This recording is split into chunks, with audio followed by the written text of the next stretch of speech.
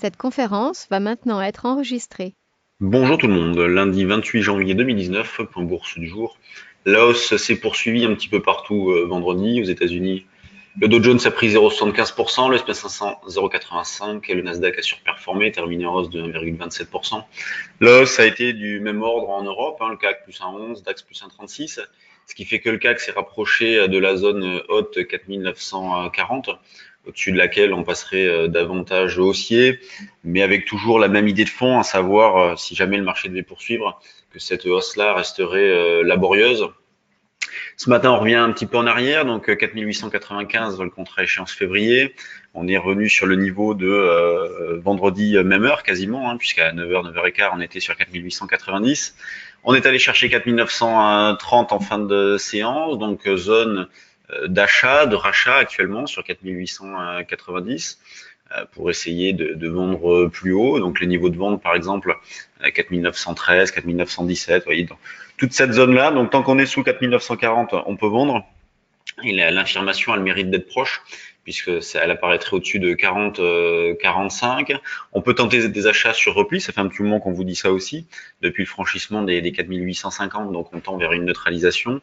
C'est pour ça que semaine dernière, on a tenté des petits rebonds aussi, même si c'est vrai qu'on a un petit peu plus de facilité à travailler vendeur actuellement, pour plusieurs raisons. Déjà, puisqu'on pense que la hausse, si jamais elle doit se poursuivre, va rester laborieuse, et surtout parce que le stop est proche, 45, 4945 cassé, c'est juste à côté, alors que si on venait à acheter, le stop, on peut pas le mettre avant 4008, donc ça fait un petit peu plus loin.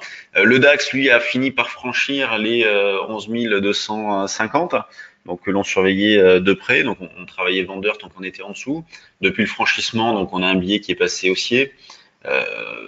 Sur le trade du jour, vous voyez, par exemple, on propose donc un niveau d'entrée sur les 11 002 et deux objectifs, pas trois. Habituellement, on en propose trois avec un objectif un peu, on va dire, moyen long terme entre guillemets.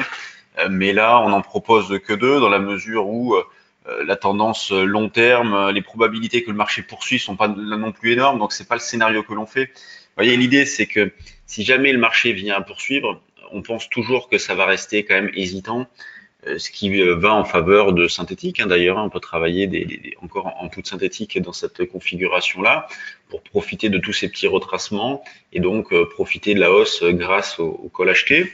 La volatilité est basse, donc ça se prête à ce genre d'opération-là. L'eurodoll, lui, a fini par rebondir, enfin. Semaine dernière, c'était un peu compliqué. On a eu un beau repli et derrière un gros rebond, donc on est repassé au-dessus des 1,14. Donc on tourne toujours autour des mêmes niveaux depuis pas mal de temps. Vente ce matin possible vers 1,1423, ce qu'on a proposé sur le trade du jour, dans l'idée de gratter 20-25 pips pour commencer à alléger et pourquoi pas aller chercher jusqu'à la zone des 1,1360-70 si jamais l'eurodoll prend un petit peu de vitesse.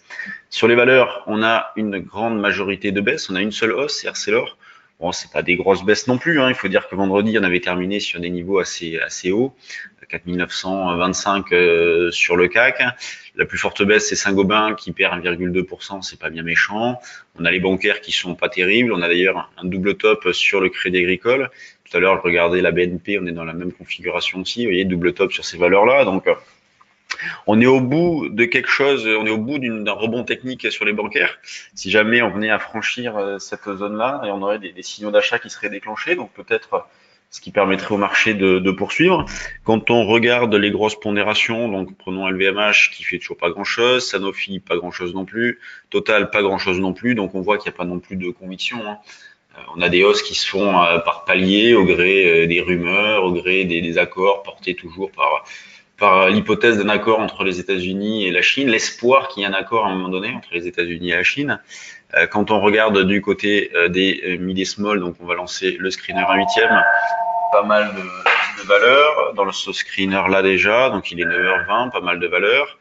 On a Jessie qui monte, Global, Carnic, un Planète, Jessie, donc Jessie qui poursuit fortement, donc il prend 5%, ça c'est bon souscription, et tout à l'heure je regardais l'action, elle prenait 15-20%.